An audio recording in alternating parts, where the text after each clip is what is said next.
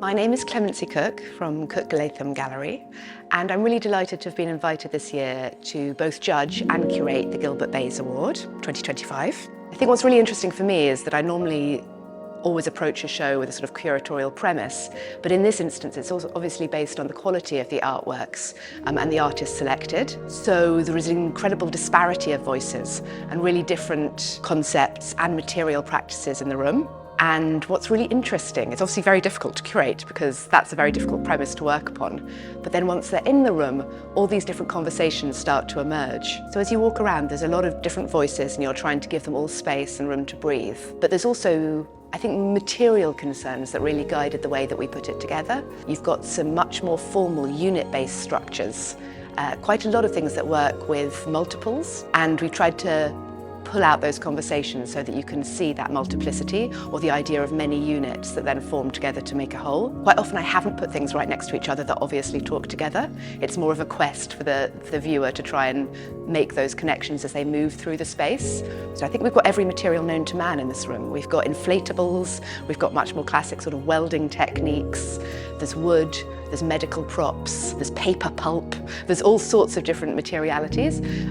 Towards the end of the studio space, as you look down the space, Euphrosyne Andrews has got these very interesting works, sort of sentinel pieces that stand in a semicircle of works, and they speak very much to the decorative arts and organic forms and a kind of politics of plants. And then you have Maria Positano and Melania Toma, who I've purposefully all put at that end of the room. And again, there's this conflict or interesting dialogue between pattern and rhythm and organic form. And they've all got their very different politics, their very different conceptual premises, but they definitely speak to each other. There are some sculptures which are very much could go anywhere within a space, and then there are others that are much more site-specific. Laura Hill's made an amazing piece which is specifically built for the space. As you go through the entryway, it fits the contours of the building. And Kishwa Kiani has got a beautiful piece called Tumbleweed, which again I felt like I could place anywhere, because by virtue tumbleweed does blow around. It has that mobility, that sense of being anywhere. In the work of Chris Thompson, I've placed it in the entryway, and I love the contrast between shredder, this metallic, quite cold form, and then the parquet floors of Dora House, and that contrast there is really is interesting to me.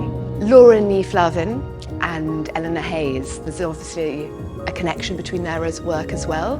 This idea of corporeality, of medical intervention, and a quite difficult materiality that slightly jars you, the juxtaposition of metal and sort of medical props, or of wood and glass. There's this idea of bodily fluids. They come from different places, but there is definitely an interesting connection between those. And I didn't put them next to each other because sometimes you want those conversations to be found rather than obvious. It's interesting how there's a real lack of sort of figurative throughout the exhibition. I think that says something maybe interesting towards what's being produced at the moment in the emerging contemporary sector. I think one of the reasons I put Rong Bao next to Jack Evans is that Rong Bao's got this very playful materiality, and in the centre of this inflatable flower there are these three tiny heads enclosed. And then it's next to Jack Evans, which is very much a memento mori, which plays with our ideas of temporality. Also of found objects, there's a confusion there as to where the things that he makes come from. Well, you're suspended in time and space a little as to where they belong, but the two works that contain heads, albeit a skull or a face, are placed next to each other, despite them being the most disparate of works, in a slight play between the two. I'd really recommend any young sculptors or artists with a broader practice that includes sculpture to apply for the Gilbert Bayes Award next year. It's a really interesting award, I think, because it attempts to, rather like the premise of the Royal Sculpture Society, it attempts to support sculptors in their professional practice, give them insights into different ways of moving. And I think professional practice is so important, and in a postgraduate phase when you're emerging into both the commercial and public sector.